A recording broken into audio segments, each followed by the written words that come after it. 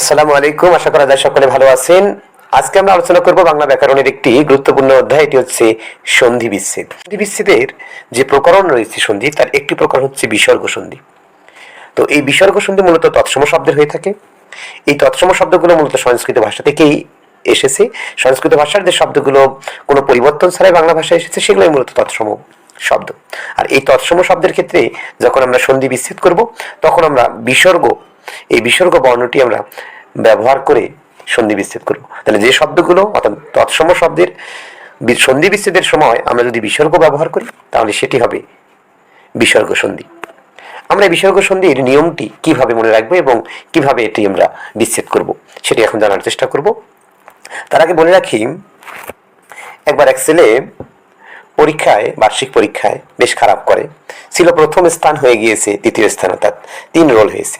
পরবর্তী বছরে তার বন্ধু তাকে খুব বিরক্ত করত যে, কিরে তুই ফার্স্ট ছেলে, এবার থার্ড হয়ে গেলি। তখন সে বলতো 3 সরাও। এই যে 3 সরাও, এইটুকু আমরা যদি মনে রাখতে পারি, তাহলে আমাদের বিসর্গ সন্ধি যত শব্দ আছে তার 99% শব্দ শেষ হয়ে যাবে। আমরা সবগুলো সন্ধি বিচ্ছেদ করতে পারবো। তাহলে আমরা একটু খেয়াল করি, এই 3 স দ্বারা আসলে কি বোঝানো হয়েছে।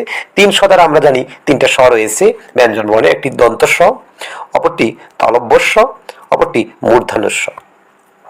এই যে 3টি স রয়েছে, এই 3টি স আর র দ্বারা আমরা বুঝাচ্ছি র বর্ণ, এবং র বর্ণের একটি চিহ্ন রয়েছে অর্থাৎ কার রয়েছে, সেটি হচ্ছে রেফ। আরেকটি আছে ও দ্বারা আমরা মূলত ওকারকেই বোঝাচ্ছি।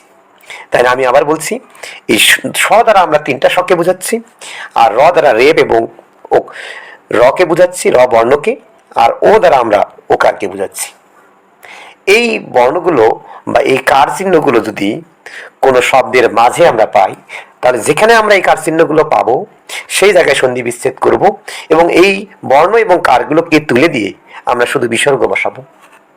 আমি আবার বলছি, যে জায়গায় আমরা এই বর্ণগুলো পাবো অর্থাৎ 3 স, র, রেফ এবং ওকার, সেখানে আমি সন্ধি বিচ্ছেদটি করব, এবং এই বর্ণগুলো তুলে দিয়ে আমি শুধু বিসর্গ বসাবো। এরপরে বাকি অংশ অন্য সন্ধি নিয়ম অনুসারেই বসবে। যেমন প্রথম উদাহরণটি আছে ভাস্কর। এই ভাস্কর শব্দে আমরা দেখতে পাচ্ছি দন্তস্বয় ক আছে। এই দন্তস্বয়টা আমরা যদি তুলে দেই, তাহলে আমরা পাবো ভয়াকার। এরপরে দেবো দন্তস্ব, তুলে গিয়ে আমরা কি দেবো, বিসর্গ। এরপরে বিসর্গ দেবো, বাকি অংশ কি থাকে, ক আর র, এই জন্য হলো কর। আবার আমরা দেখি দুষ্কর। এখানেও দু লিখবো, দন্তস্ব তুলে দেবো, দিয়ে বিসর্গ নেবো, এরপরে বাকি থাকবে কর। এভাবে আমরা দেখি নিষ্ঠুর। এখানে মূর্ধন্যস্বর রয়েছে অবশ্যই, এই মূর্ধন্যস্বর তুলে দিয়ে আমরা নিয়ে নেব এবং মূর্ধন্যস্বর পরিবর্তে বিসর্গ নেব, বাকি অংশ ঠিক থাকবে ঠুর। এরপর আমরা দেখি শিরচ্ছেদ। শিরচ্ছেদে আমরা দেখতেছি বানানটা একটু ভুল আছে, শয় স এখানে দেয়া আছে, তাহলে স যদি উঠে যায় তাহলে আমরা বাকি অংশ ছেদ ঠিক থাকবে। এরপরে দেখা যাচ্ছে অহরহ। এখানে অহ লেখার পর রটা আমরা তুলে দেবো, তুলে দিয়ে আমরা বিসর্গ নেব, এরপরে বাকি অংশ ঠিক থাকবে অহ। এই রয়ের সাথে যে অটি ছিল সেটি পরবর্তী অংশের সাথে যুক্ত হলো। আবার দেখি নিশ্চয়, এর মধ্যে একটি স রয়েছে তালব্য স, এই সটা আমরা তুলে দিয়ে আমরা বিসর্গ নেব, বাকি অংশ ঠিক থাকবে। এমনি করে আমরা অন্তর্গত দেখতেছি, অন্তর্গত এই যে রেপটি রয়েছে, রেপটি তুলে দেবো, রেপটি তুলে দিয়েই আমরা বিসর্গ নেব রেপের পরিবর্তে, তাহলে অন্ত, বিসর্গ এবং গত। পুনরায় সেখানে একই অবস্থা এইটুকু আমরা নেব, রটা তুলে দেবো, দিয়ে আমরা বিসর্গ নেব, বাকি অংশ ঠিক থাকবে আয়। আশা করা যায় সকলে বুঝতে পেরেছেন। এরকম আরো অনেক শব্দ রয়েছে, যেমন দুর্যোগ, যেমন নির্জন। তো এই সকল শব্দে আমরা সহজেই এই নিয়মটি প্রয়োগ করে সন্ধি বিচ্ছেদ করতে পারি। আশা করা যায় বিসর্গ সন্ধি সবাই বুঝতে পেরেছেন। সবাইকে ধন্যবাদ। আসসালামু আলাইকুম। সবাই পেজটিকে ফলো দিয়ে পাশে থাকুন। সবাই আরো এরকম ভিডিও পেতে সবাই পেজটির সাথে